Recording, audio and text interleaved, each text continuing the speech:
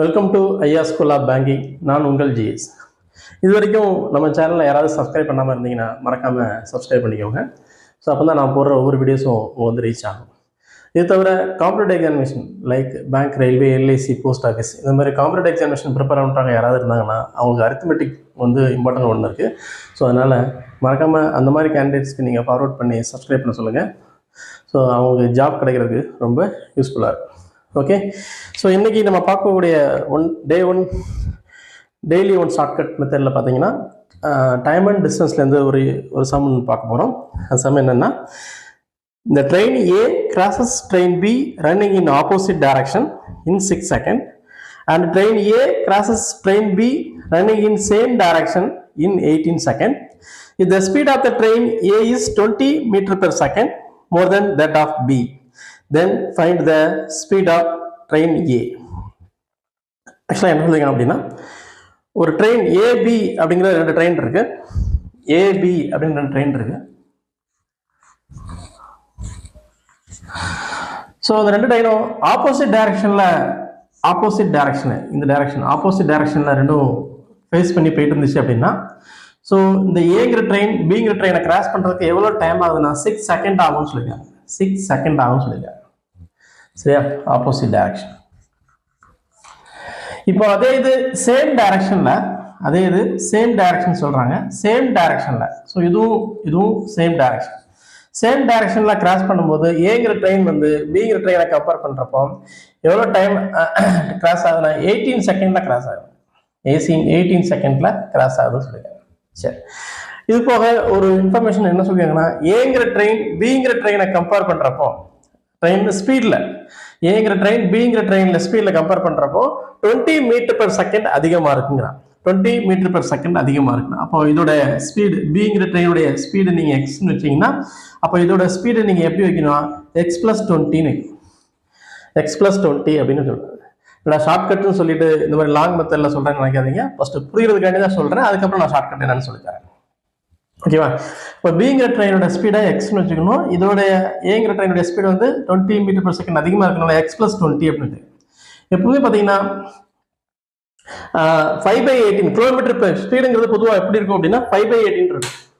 பொதுவாக ஸ்பீடுங்கிறது எப்படி இருக்கும் அப்படின்னா கிலோமீட்டர் பெர் ஹவர்லாம் இருக்கும். அது மீட்டர் பெர் செகண்டாக கன்வெர்ட் பண்ணுறதுக்கு 5/18 மட்டுமே பண்ணுவோம். ஆனால் இந்த இடத்துல அது நமக்கு தேவையில்லை. ஏன்னா டைரக்டாகவே ஸ்பீடு வந்து மீட்டர் பெர் செகண்ட்லாம் அவங்க கொடுத்துருக்காங்க. சரி, பொதுவா டைம் அண்ட் டிஸ்டன்ஸ் ஃபார்முலா என்ன? Distance equal to speed into time. சரி, இப்போ இதுல opposite direction and same direction. ஓகேவா? Okay, so distance equal to speed into time. அப்போ இந்த இடத்துல என்ன செய்யணும் அப்படின்னா, ஸ்பீட் இன்டு டைம். லென்த் வந்து கம்பேர், இந்த சம்ல வந்து லென்த்தை பற்றி எதுவும் சொல்லவே இல்லை. ஏங்கிற லென்த்தோ ட்ரெயினுடைய லென்த்தோ பிங்கிற ட்ரெயினோட லென்த்தோ சொல்லவே இல்லை. பட் ட்ரெயினுடைய ஸ்பீட் அண்ட் டைம் மட்டும் தான் கம்பேர் பண்ணியிருக்கிறதுனால அதை மட்டும் தான் பார்க்க போகிறோம். அப்போ ஆப்போசிட் டைரக்ஷனா என்ன செய்வோம்? ரெண்டு ஏங்கிற ட்ரெயினுடைய ஸ்பீடையும் பிங்கிற ட்ரெயினோட ஸ்பீடையும் ஆட் பண்ணுவோம். எஸ், ஆப்போசிட் டைரக்ஷனா ரெண்டையும் ஆட் பண்ணுவோம். அப்போ இதோட ஸ்பீட் என்ன? x+20 பிளஸ் பிங்கிற ட்ரெயினோட ஸ்பீட் என்ன? எக்ஸ்னு வச்சிருக்கனால எக்ஸ்னு வச்சிருக்கேன். ஓகேவா? தென் இன்ட்டு எவ்வளோ டைம் ஆகுது? ஆப்போசிட் டைரக்ஷனா 18 செகண்ட் ஆகுது. ஸோ அதனால் 18 is equal to same direction. நம்ம என்ன செய்வோம்னா ரெண்டு ஸ்பீடையும் செப்பரேட் பண்ணுவோம். அப்போ ஏங்கிற ட்ரெயினுடைய ஸ்பீடு நமக்கு எவ்வளவு? x+20 மைனஸ் எக்ஸ் இன்ட்டு பிங்கிற ட்ரெயினுடைய அந்த ஆப்போசிட் சேம் டைரக்ஷன்ல கிராஸ் பண்றதுக்கு எவ்வளோ டைம் ஆகுது? 18 செகண்ட் ஆகுது. அதனால 18 போடும். திருப்பி சொல்றேன், ஆப்போசிட் டைரக்ஷனா ரெண்டு ஸ்பீடையும் ஆட் பண்ணுவோம். ஸோ அதனால x+20 பிளஸ் எக்ஸ் போட்டிருக்கேன். ஸோ ஸ்பீடு இன்ட்டு டைம் எவ்வளோ ஆகுது? 18 செகண்ட் ஆகுது ஆப்போசிட் டைரக்ஷன். அதனால இன்ட்டு 18 போட்டிருக்கேன். Okay, is equal to then same டைரக்ஷனா ஸ்பீடை வந்து செப்பரேட் பண்ணுவோம். ஸோ அதை என்ன செய்வோம்? x+20 minus X. இதோட ஸ்பீடு x+20, இதோட ஸ்பீடு எக்ஸ்னால ரெண்டையும் செப்பரேட் பண்ணால மைனஸ் எக்ஸ் இன்ட்டு இதோடைய செகண்ட் என்னன்னு பார்த்தீங்கன்னா இது வந்து 6 செகண்ட்ஸ். சரியா? 6 செகண்ட். ஆப்போசிட் டைரக்ஷன்னா 6 செகண்ட்ல கிராஸ் பண்ணது 6 செகண்ட் போட்டுருக்கு. சரியா? ஓகே, அப்போ இது வந்து 18 செகண்ட். இப்போ இது ரெண்டையும் நம்ம மல்டிப்ளை பண்ண போகிறோம். இங்கே என்ன இருக்குன்னா 2x + 20 ஸோ இன்ட்டு 6 இங்கே எக்ஸ் கேன்சல் ஆகிடும். ஸோ 20 மட்டும்தான் இருக்கும் இன்ட்டு 18. தென்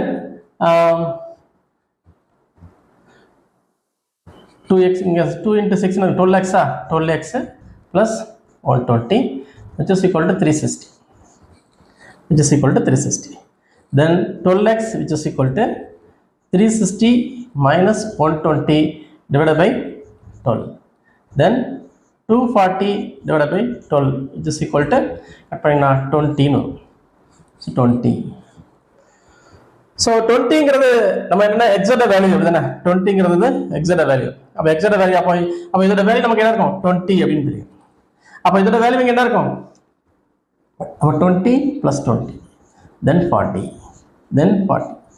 இப்போ அவன் கேட்ட கொஸ்டின் என்ன அப்படின்னு பார்த்தீங்க அப்படின்னா தென் ஸ்பீட் ஆஃப் ட்ரெயின் ஏங்கிற ட்ரெயினுடைய ஸ்பீட் என்ன கேட்கலாம். So answer 40. So 40 is the correct answer. So 40 வந்து சாய்ஸில் வந்து option C is correct one. Option C is correct one. சரியா, option C is correct one. இப்போ இதோடைய ஷார்ட்கட் எப்படி ஈஸியாக ஷார்ட்கட் அப்படிங்கிறது நம்ம சாய்ஸ்லேருந்து போகிறது தான் நம்ம ஈஸியான ஷார்ட்கட்டாக சொல்லலாம். பட் சாய்ஸ்லேருந்து பார்க்கும்போது இன்கேஸ் சாய்ஸ் வந்து நம்ம 40 எடுத்துன்னு வச்சுக்கலாம். இன்கேஸ் சாய்ஸ் வந்து 40 நம்ம எடுத்தோம் அப்படின்னா 40. So 40 × 6 which is equal to அங்கே என்ன இருக்கும் செப்பரேட் பண்ண 20 ஆகிடும்ல. 40 + 20 செப்பரேட் பண்ணி காமிச்சிக்கிறேன். இந்த இடத்துல எக்ஸுக்கு சப்ஸ்டிட் பண்ணால் 40 + 20 × x. தென் இங்கே என்ன இருக்கும் 40 - 20 ஸோ × 18 போட போகுது. டேரெக்டாக ஆன்சர் செக் பண்ணுறோம், வேறு ஒன்றும் இல்லை. அப்போது 60 × 6 தென் 20 × 18. ஸோ ரெண்டு வேல்யூ என்ன இருக்கும் 360 வந்துடும். ஸோ இதுவும் 360. சரியா, இது ஒரு மெத்தடில் ஈஸியாகிடும். ஆன்சர்லேருந்து செக் பண்ணால் ரொம்ப ஈஸியாக இருந்தது. எக்ஸுங்கிற ஃபார்முலா யூஸ் பண்ண தேவையே கிடையாது. ஆன்சர்லேருந்து செக் பண்ணால் டேரெக்டாகவே ஈஸியாக கண்டுபிடிச்சிடலாம். ஸோ ஆப்ஷன் சிலேருந்து பார்த்தீங்க அப்படின்னா ஆன்சர் கண்டுபிடிச்சா ஒரு செகண்டில் கண்டுபிடிச்சிடலாம். பட் புரியுறதுக்காண்டி தான் உங்களுக்கு வந்து இந்த டைப்பில் ஃபாலோ பண்ணும். ஓகேவா? ஸோ இந்த மெத்தட் உங்களுக்கு பிடிச்சிருந்துச்சுன்னா மறக்காமல் கமெண்ட் பண்ணுங்கள்.